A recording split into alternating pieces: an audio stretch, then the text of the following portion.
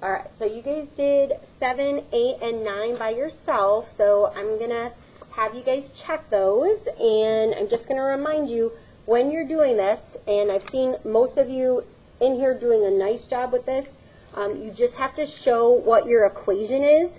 If you don't want to draw the diagonals, you don't have to. And when you have these together, or when you have the diagonals, do you guys always start with the one with the variable first, like on the left side? So do you write 25m equals 50, or did some of you write 50 equals 25m? It honestly doesn't matter, okay? I just think that a lot of you like it when the variable is on that side, so if you wanted to do that diagonal first, that's fine. Always divide by the number that is where? How did I know to divide by 25 instead of like 50? How did I know? Who can tell me? Yeah, Avery? Good. So you're separating that number in front of the variable. So the way to separate it from the m is to divide. Good. Excellent. I really like the way you said that. All right, for 8, 4 times t is 4t, and then 3 times 100 is 300. And then, Keith, will you tell me what you got when you, for number 8, when you divided? Yes, positive 75 is right. Okay, great. And then we just did 9. And like I said, if you guys don't want to write out the cross, you don't have to. You could also just do this, 10 times b, and then 2 times negative 20. Don't forget that negative, because this will be negative 40. Okay, and then we're going to divide both sides by 10. And then, Reagan, did you finish this one? Number 9?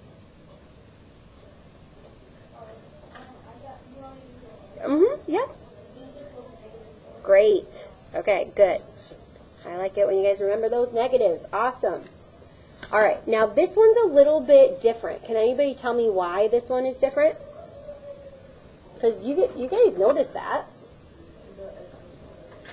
Yes, you have x plus 1.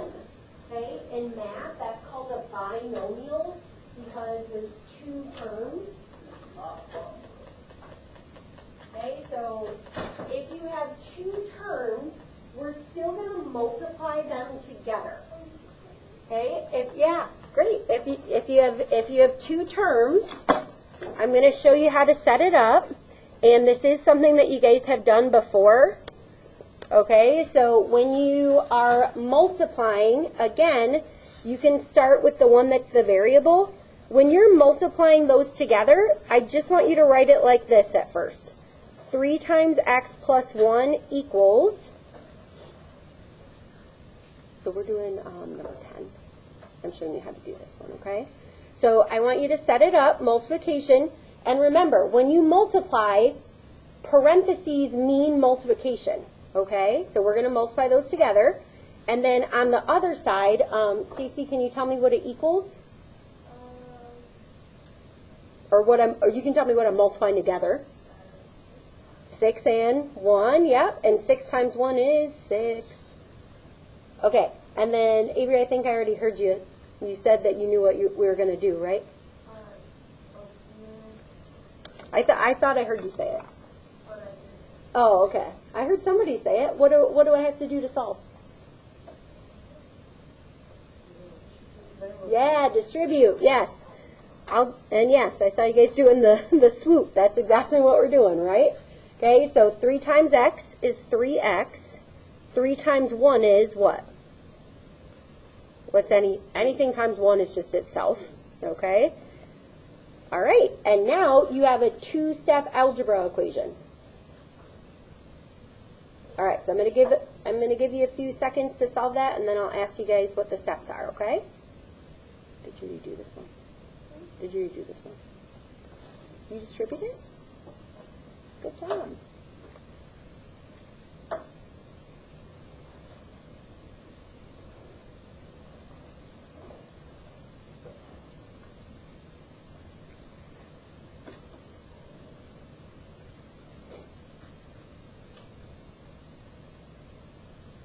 Okay, so Joseph, can you tell me what we would do first for this one? Yes. Okay, so then we have 3x equals 3. Okay, and then our last step, divide by 3. What's 3 divided by 3? 1, so x is 1. Okay, now if you wanted to plug this back in and check, if you plugged in 1, if you did the check, what's 1 plus 1? 2. So this would be 2 over 6 equals 1/3. Does 2/6 reduce to 1/3? Are those equal? Yeah. Remember when we did the reducing of fractions? If you divide by 2, okay, so this is our check. You could always do that, okay? All right, so we're going to review the story problems together, and that should help you some on your practice B. So it says Ron has a model car. Okay, the scale of the model to the actual car is 1 to 10. The length of the model car is 15 inches. And then let's underline what they're asking you. How long is the actual car? Okay, so how long is the actual car? So for every story problem, remember, we want to make sure you include your units in your final answer. Okay, so the first thing we're going to do is we're going to take this ratio. So this says it's the scale of the model to the actual. So when you're deciding how you're setting up your fraction, I saw that many of you did a nice job at knowing that this is 1 over 10, and we're going to set that equal to another fraction. And then yesterday when we did this, we had a variable, right? Yesterday the variable went on the bottom. Sometimes it goes on the top. So this is how you figure out where to put the variable. If it says this is from the model to the actual, what's on top, the model or the actual? Model. Whatever comes first in the sentence comes first in the fraction, okay? So the model is on top, the actual car is on the bottom. Okay, so this is the length of the model car is 15. Okay, so Reagan, what do you think? Do you think the 15 is going to go on the top or bottom of this fraction? Yes, how do you know? Yes, because it's the model. So it says model car, 15. And this is in inches, so that's going to be our unit. Okay? So our unknown is how long the actual car is, so that's going to be on the bottom. That's going to be an x. And then we can cross multiply. Now remember from yesterday, when you cross multiply and you do 1 times x, we can just write that as what? Yep, good. So x equals, and then we're going to multiply 10 by 15. Do you guys remember the trick for doing that without your calculator? If you multiply anything by 10? Yeah, you add the 0 at the end. Good. And then I do want you to check it with your calculator. I just know you guys know some of those fun tricks. So your answer is 150, and then what's my unit? Inches. Great. All right. Now, back in the olden days, when we went somewhere, my parents were always looking at the maps, okay? Google Maps is such an awesome invention. But they do still exist, you're right. They're not as common, but we do look at maps, and you guys probably have looked at some maps in history or geography classes. Or say Exactly. So a lot of locations have an actual map posted somewhere. So this says the distance between Jacksonville, Florida and Tallahassee, Florida is about 8 inches. Did you guys know there was a Tallahassee, Florida? No. It's Tallahassee is actually the capital. And I thought it was That, no, it's Tallahassee, and Tallahassee is where the Florida State University is. So, you know, we have Michigan State in Michigan, they have Florida State in Florida. Okay, so the distance between Jacksonville and Tallahassee is about 8 inches. According to the scale, 1 inch represents 20 miles. And then let's underline the question again. About how far apart are the two cities? So we have to pick out the ratio. Remember, the ratio is the comparison. So if you're looking at numbers, here it says this distance is 8 inches, but there's nothing to compare it to. But here it says 1 inch represents 20 miles. This is your ratio. This is your comparison. Okay, so let's set it up. This is 1 inch per 20 miles. 1 inch per 20 miles. And again, we're setting up a proportion. So we're going to set it up. Okay, so we've used the 1 inch and the 20 miles. What's the other number I'm going to have to use? 8. Now, 8, what's the unit on 8? Inches. So if 8 is in inches, where do we put the 8? On the top or the bottom? How do you know, Keith? Yeah, and the 1 is already labeled in inches, right? Okay, so inches are on the top. On the bottom is X, and that's in miles. Okay, so whatever you set up here, you have to set it up the same here. Now these are pretty nice ones because, again, you have the 1 times X. So 1 times X is just what? Yep, 1X, good. I'm just going to write cross multiply instead of writing the arrows this time. So 1 times X is X, and then we're going to do 20 times 8. So when you cross multiply, you do these two and these two. Okay? Oh, so remember we talked about the trick with 10. Do you know what the trick is with 20? What is the number times 2? Yeah. What's 8 times 2? Yep, and then you just add the 0 on, okay? And then, so what is the units for this? No? Miles. Yep, so X is by the mile, so that's what we're going to find. Okay, so 160 miles. All right, nice work. Now, on your practice B, I told you that I wanted to look at I did want to do a couple of those with you.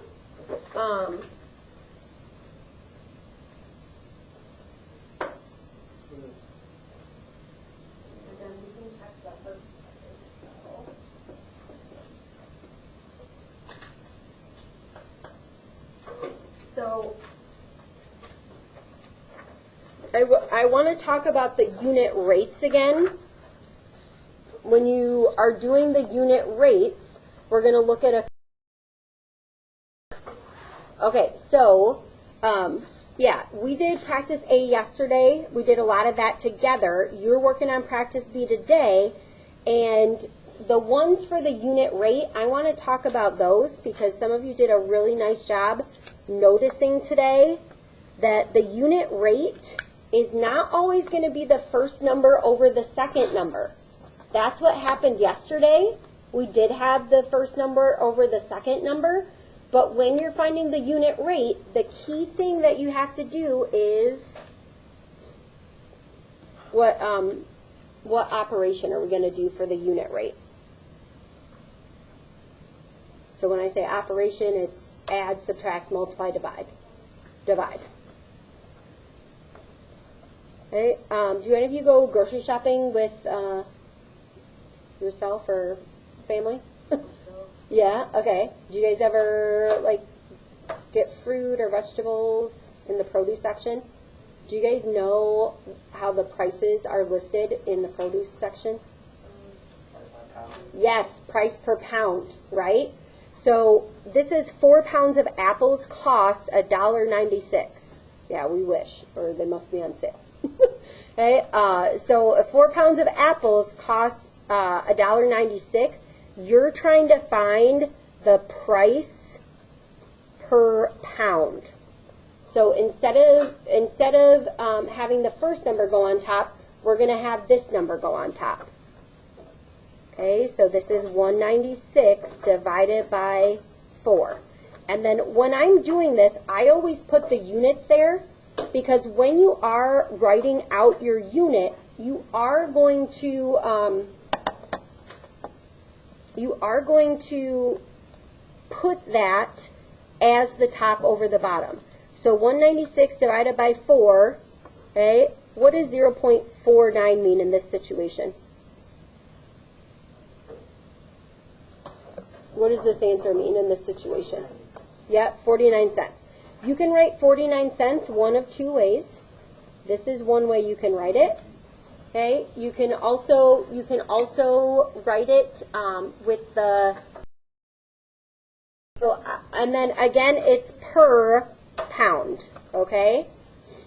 Now, if there was a number in front, you would keep it dollars. So I'm just going to keep it like the dollars per pound, 49 cents per pound. Now, if you did it the other way, okay, and some of you did a really nice job of talking to me about this, like you noticed, if you did 4 divided by $1.96, okay, this is what you would get, the 2.04.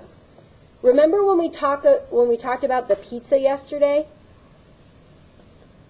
Does this make sense that if the $2.04, if the cost is $1.96 for 4 pounds, that it would be over $2 for 1 pound? No. Okay, so you can also use that to kind of help you. All right, so Sal is washing cars. He does 5 cars in 50 minutes. Okay, so if he washed 5 cars in 50 minutes, what are we trying to find out? Are we trying to find out how many cars per minute or how many minutes per car? What would be more helpful to you if you were going to the car wash? Minutes per car, right? Because then they'd be able to tell you, oh, it'll take this long, right? Okay, so our average time is we can wash your car in how many minutes? What would be the average time if you had 15 minutes over 5 cars? Yep. Okay, so it's 10 minutes per car. So minutes per car. Okay, that's your final answer. All right, now I wanted to do number 4 with you because yesterday we did something similar, but this one the unit was changed. So yesterday we did the pages per minute, and this one, a giraffe can run 32 miles per hour. What is this speed in feet per second? Okay, round your answer to, we're going to round it to the nearest tenth.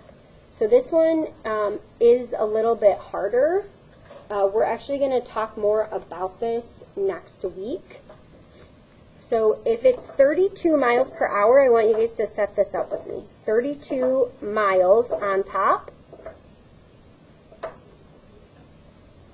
And then per hour means I'm going to put what number on the bottom? Nope. Are there 60 hours? Or is it per hour? So if it's per hour, how many hours is that? 1. Okay. We're going to set up a conversion. Okay. This is something, when you guys get to chemistry, this is something you'll absolutely do there. And I'm going to show you how to set up a conversion. If you've done something like this before, let me know. So if you want to convert to feet per second, okay, when you're converting to the feet, you have to know how many feet are in a mile. Do any of you know what that is off the top of your head?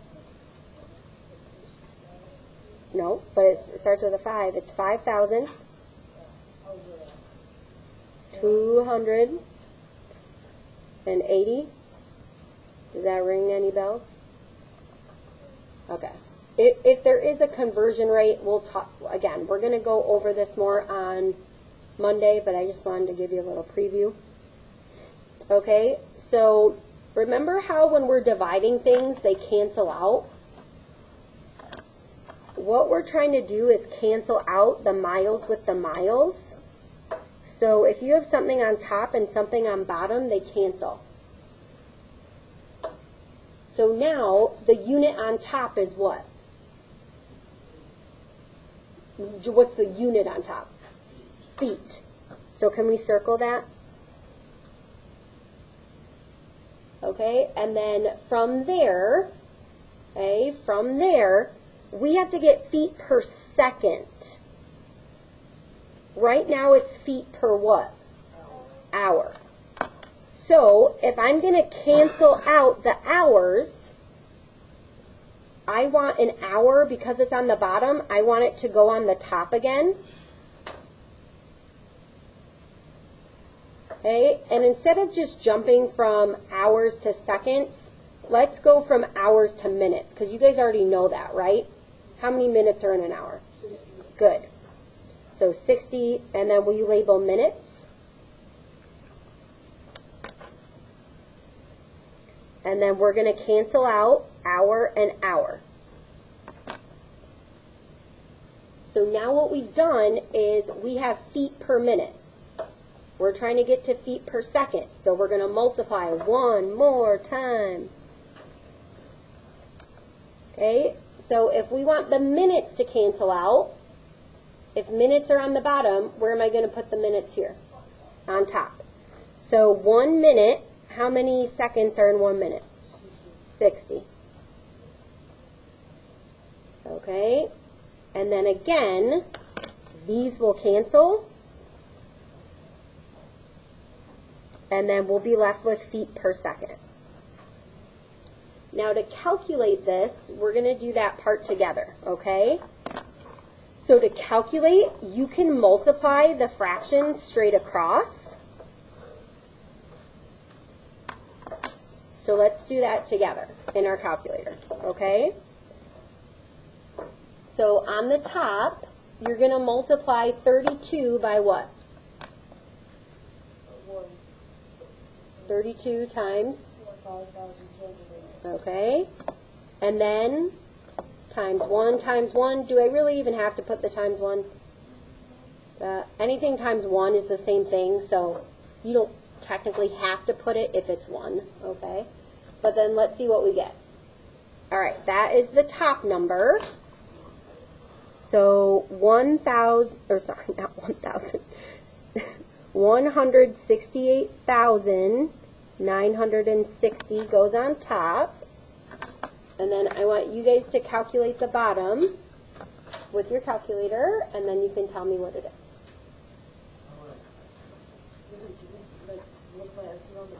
Yes. So 1 times 1 is 1, okay? 1 times 60 is 60. Do you guys want to, so do that, let's do it on our calculator, and then should we use a trick for this one too?